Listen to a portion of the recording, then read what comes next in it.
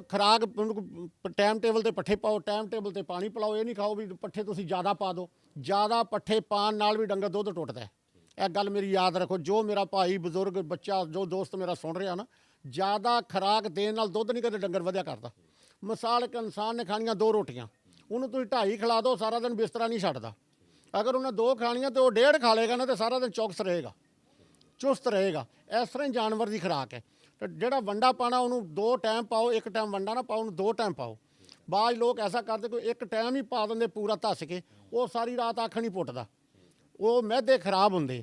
ਜਿਹੜਾ ਕਿ ਸਵੇਰ ਖਾਏਗਾ ਉਹ ਸ਼ਾਮ ਤੱਕ ਫਿੱਟ ਰਹੇਗਾ, ਸ਼ਾਮ ਨੂੰ ਤਬਾਦਾ ਵੰਡਾ ਮਿਲੇਗਾ, ਉਹ ਰਾਤ ਨੂੰ ਆਪਣੀ ਪੂਰੀ ਖੁਰਾਕ ਕਰੇਗਾ। ਲੋਕੀ ਕਹਿੰਦੇ ਨੇ ਕਿ ਬਸ਼ੀਰ ਗੁੱਜਰ ਸਾਹਿਬ ਡਾਕਟਰਾਂ ਨਾਲ ਵੱਧ ਨੁਸਖੇ ਦੱਸਦੇ ਨੇ, ਇਹਦੇ ਵਿੱਚ ਪਤਾ ਨਹੀਂ ਹਕੀਕਤ ਹੈ ਕਿ ਨਹੀਂ ਹੈ, ਉਹ ਵੀ ਜ਼ਰਾ ਦੱਸੋ ਇਹਨੂੰ। ਉਹ ਹਕੀਕਤ ਤਾਂ ਸਾਰੇ ਮੁਲਕ ਦੇ ਅੱਗੇ ਆਈ ਹੋਈ ਜੀ। ਜੇ ਸਾਨੂੰ ਪਾਕਿਸਤਾਨ ਪੂਰੇ 'ਚ ਫੋਨ ਆਉਂਦੇ, ਬਾਹਰੋਂ ਵੀ ਫੋਨ ਸਾਨੂੰ ਆਉਂਦੇ, ਲੇਕਿਨ ਕਿ ਬਾਹਰ ਦੇ ਮੁਲਕਾਂ ਤੋਂ ਵੀ ਫੋਨ ਆਉਂਦੇ, ਤੇ ਜੇ ਉਹਨਾਂ ਨੂੰ ਸ਼ਿਫਾ ਹੈ ਤਾਂ ਸਾਨੂੰ ਫੋਨ ਕਰਦੇ ਨਾ।